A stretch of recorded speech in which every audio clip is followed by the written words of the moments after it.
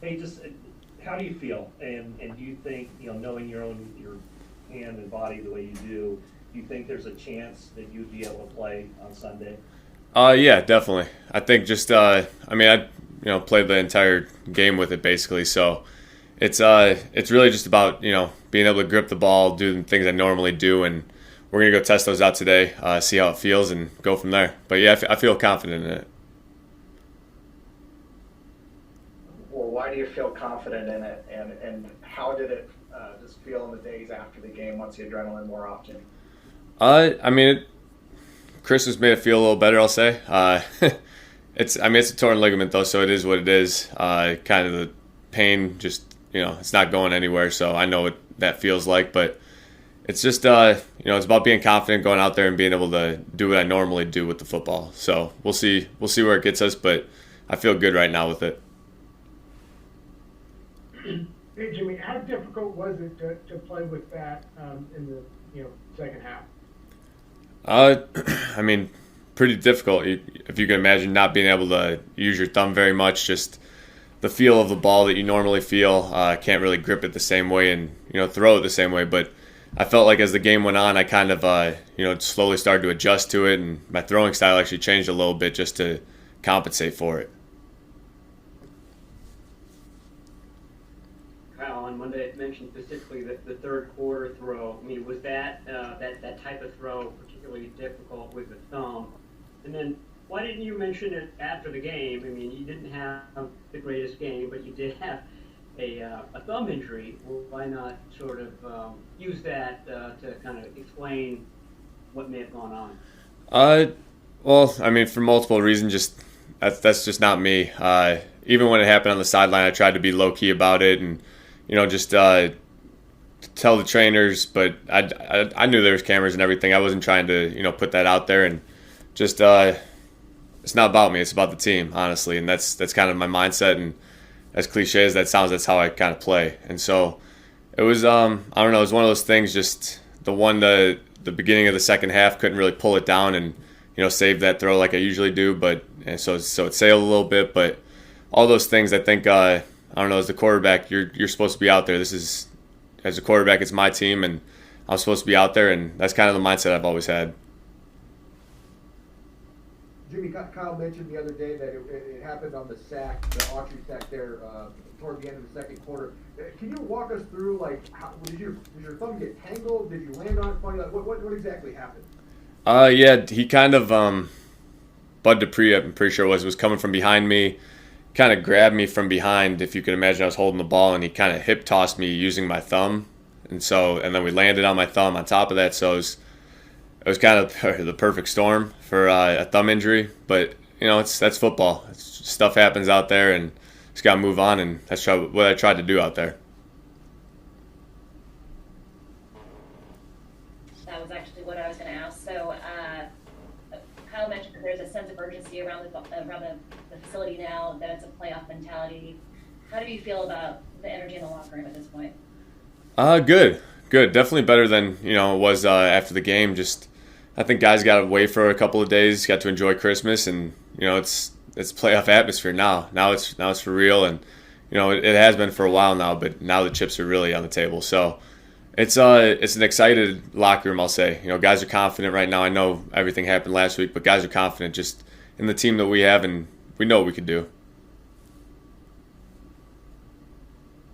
Hey Jimmy, have you actually tried to throw since the game, or will today be the first time you attempt it?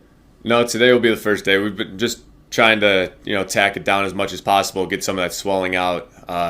Just trying to be precautious with it. But yeah, today we'll get out there, go throw it around, and see how it feels.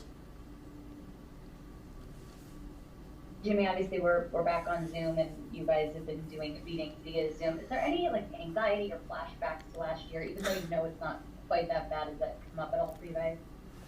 You definitely get the feeling, especially the first couple days of doing Zoom again. I think just I mean, with COVID and everything, you got to do what you got to do as far as protocols go. But I think just as a football team, we enjoy being around each other. We enjoy being in the locker room, talking to each other, messing around, all that good stuff. And it's just hard to do it on Zoom. It's that slight delay really makes things a little awkward. So. We'll do 2 more, please. Hey, Jimmy, you may have seen that John Lynch mistakenly liked a tweet saying the 49ers should leave you in Nashville. What was your reaction when you saw that the first time, and did he call you to clear things up? Yeah, John did. John's first class, always has been, always will be. I'm sure he didn't do it on purpose, but whatever social media mistake, stuff happens. I trust John, and John's been nothing but good to me since I've been here, and I don't see him changing anytime soon. Jimmy, Kyle described it as a grade 3 sprain, which is a very serious sprain. How much are you going to be able to work with, the training staff, the coaching staff, and figure out that, if you aren't up to the level where you can spend the ball the way you want, then maybe the better option would be trade to start this game? How are you going to approach that from the mindset of you wanting to play, but also, having to put the team first? I think that, I don't know, it kind of comes naturally to me. I always put the team first.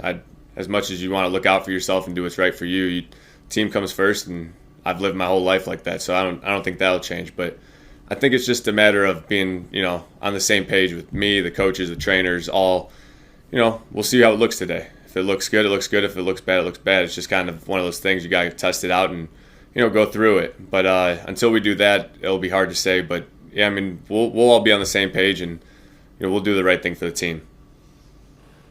Thank you, everyone. Thanks, Jimmy. All right. Thanks, guys. Aware of it and need to be aware. Man, that's news to me. You the first one who told me. Nah, I'm playing. Yeah, that's obviously going to be the topic of conversation this week. Anytime you got any type of quarterback situation, with injuries and stuff, it's gonna be talked about. But the game plan will be the same for us on defense.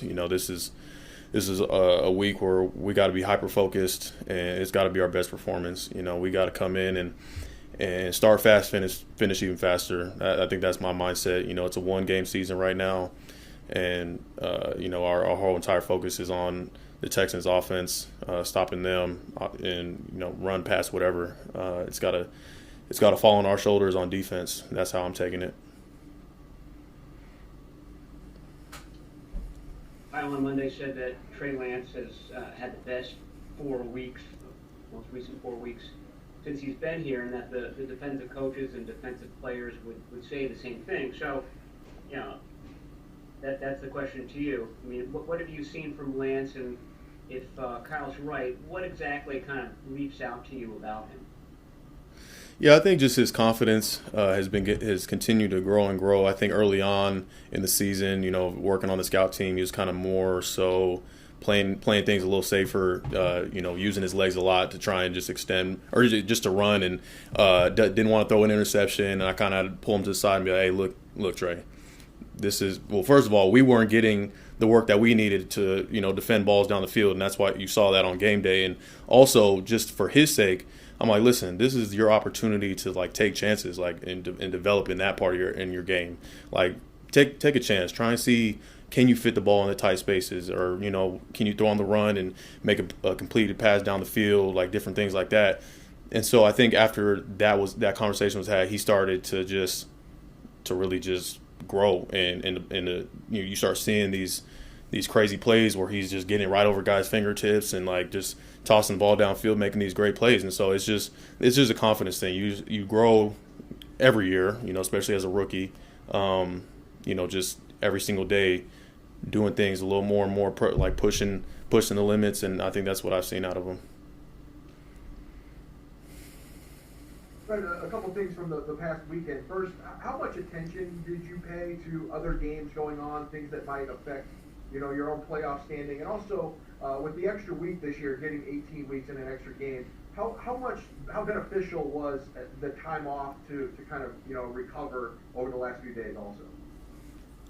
It was good just to be able to watch football. That's something that I always enjoy, but I didn't really pay attention much to, kind of what people talk about, the seedings and stuff. I don't really know anything about it much, and I know that we control what we can control. I also know that that extra 3 or 4 days was huge Anytime you get even a little break, because we're constantly going. That kind of helps with guys getting their legs back. Guys who are trying to work their way back into being able to play this week. That's an advantage for us. Hey Fred, I'm not sure how deep you are into Texans film, but if you have watched a little bit, what have your impressions been of their quarterback Davis Mills? I think he's done a great job, honestly. I hadn't really heard a lot about him before actually watching the tape, but then I watched the tape and I was pretty impressed. I think they do a good job of keeping things fairly simple for him. They want to make sure that they're efficient with the football. He's smart with his decision making, can make all the throws, kind of has that savvy to be able to extend plays with his legs and get the ball down the field. So I was really impressed with what I saw. I know they want to be able to get the run game going to kind of help him out and open things up in the pass game. So we're just gonna have to be on top of it like always. We'll do these last three. Hi, Fred. With the passing of John Madden yesterday, I was just curious what your thoughts were about his impact on football, maybe how cool it was when you first saw yourself in this video game. Yeah, such a huge impact. Just his love for the game, and obviously Madden. I mean, you have a NFL football game named after you. That's a huge deal, especially for someone like myself growing up playing that game 24/7. It was pretty special when I first saw my little player on the game, and didn't have to create a player just to have myself on the game anymore. And so that was tough hearing that news, but he impacted a lot of people and impacted the game in a huge way. Hey Fred, how does it impact your preparation going against a team that hasn't played very well this season, but now seems to have a little bit of extra motivation to kind of play spoiler? It doesn't change it at all. I think the mindset every single week is to prepare as if it's your last. I mean, that's my mindset. I think if you kind of look ahead or you downplay your opponent or anything like that, you're literally how you're going to get exposed. And I think this point in the season, if you didn't have a reason to be hyper focused or extremely intentional in your work, like you have every reason to now, because these last two games are extremely important in the result of how we finish and extending our season. So like I said, I'm just focused on one game, Houston Texans, and figuring out how to stop their offense. Just to back at the Titans game for a minute, it was a challenging second half for you. You guys played much tighter in the first half. What now, after looking at the film, do you have to say about what happened in that second half for you? Yeah, I think it just came down to not getting off the field in crucial moments. Those third and long situations, especially where it should be automatic that we stop them. We weren't as tight in coverage. I think that's just what it comes down to. I look at myself and I look at the rest of the back end, how we could have been tighter in some of those situations. Tackling got sloppy on my part and on other guys, and so it's just looking at that. I know those are things that for sure could be fixed going into this week. Just like I said, being intentional in the way that we work throughout each rep is starting today. I think that's what's going to lead us to success come Sunday. All right. Thank you, guys. Thanks. Hey, faithful, don't forget to click here to subscribe to our YouTube.